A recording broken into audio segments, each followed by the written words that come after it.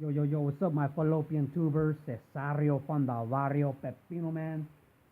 Coming at you with another video for your butt. I'm gonna try to knock out a couple of response videos real quick while I have a little bit of time. So, not gonna be much of a show, folks. But let me show you some LCS pickups that I had. I just picked up on this these hoops, the 89 to 90 hoops. And I used to have this set as a kid. I collected it, put it together, and I can't find it. I only have my doubles, and I know I lost a few boxes before, and so I think it's just gone from when I had my stuff in storage before. Trying to fix that Kobe autograph. All right, and I bought this set because it's 2006 Fleer baseball, and as you can see, it has 30 exclusive cards that you can only get with the factory set. So you can't get those without if you just bust packs. So gotta do it that way. And a score that I came on is this 85 Fleer. I got this set, so I got the binders. I'm ready to work. It's a lot of work, folks. And so now I'm gonna start with my response to Ray from Philly. He had 3 questions for us, and one of the first question was in your favorite in-person sports memory. Well, as a kid, I went to let's shake your head. I went to tons of events. My dad got tickets for everything, from every sport, every team.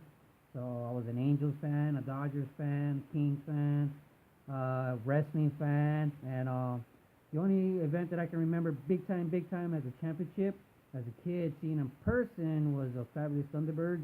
That was roller derby. I remember winning the championship, being there. That was awesome. Even WWF at the LA Sports Arena. I remember watching Andre the Giant and Chavo Guerrero win a Royal Rumble. It was pretty awesome. And but memory, one that I wasn't there in person still. I know it's kind of cliche for a Dodger fan, was '88 World Series.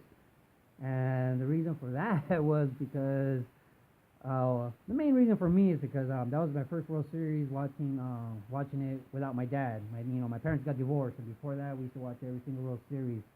One of my most memorable World Series probably would be '84, just because we were watching it, and when everybody thought they were gonna walk Kirk Gibson and they were gonna pitch to him. My dad called it that he was gonna hit a home run. So just as a kid, once he hit that home run, everybody was, tell my dad he called it, and, so, as a kid, wow, my dad called it. He was, a genie or whatever, fortune teller. But the '88 World Series, not only was it my first one watching it without my dad, but I had thought the Dodgers had no chance. I was one of those people. And when Kirk Gibson hit that home run, I knew he was going to hit that home run. When he went up to bat, I knew he was going to hit the home run just because of my memory from the '84 when he hit it for the Tigers.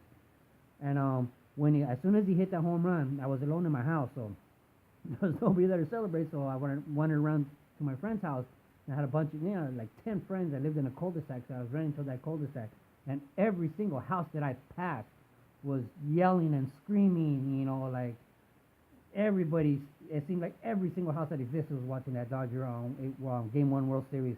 And when I got to the cul-de-sac, all my friends were outside. Like the whole block was just outside in the middle of the street. It was crazy. I mean, everybody was celebrating. People that I thought didn't even know who the Dodgers were. I mean, everybody, all the paisas, everybody was out there celebrating. So, I mean, it was great. It was a great memory. And let's go on to my favorite card. And this is my most prized card. It's not the most expensive card I have. I don't think so. But I always wanted this card, and I used to see it on Beckett when I was a kid. I always wanted this particular card, and it's a double for me because, okay, you see these, how this is, that's probably what made it affordable for me. Besides that, I would never be able to buy this card. But why I say it's double special for me, because I like to look at cards, man. I like, and vintage and cards that are messed up and have character, and try to figure out what happened to this. Okay, I got 2 guesses on this. My friend's dad, I remember he used to collect baseball cards, and he said that when he was a kid, they would tape 2 corners because they would play a game where they would throw it against the wall. And whoever landed closer to the wall won both cards that they were playing against each other. So if you would tape 2 corners, you had better control. If you tape 4 corners, it's the same thing as having no tape. But if you tape 2 corners, you have better control. So that's what they would do, to win. But I doubt it. I doubt this card was played like that because the other corners are just fine. Well, all 4 corners are just fine. So I thought they were throwing it against the wall.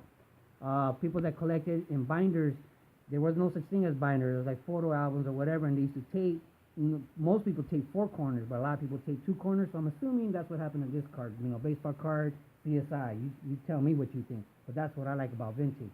And then also most prized sports memorabilia that I guess is not baseball would be this Kobe Bryant autograph. It was cheap. I never brag about that one. I don't even bring that up much because it's not an official basketball. It's not the full signature. It's just the initials. He signed at a show, and it's authenticated. But it was cheap because it's not all that. But it's my Kobe Bryant basketball, and that's all I care about. So love the hobby, people. Keep collecting, and there you go. I love this Mickey Mantle, man. Love the hobby, people. Keep collecting.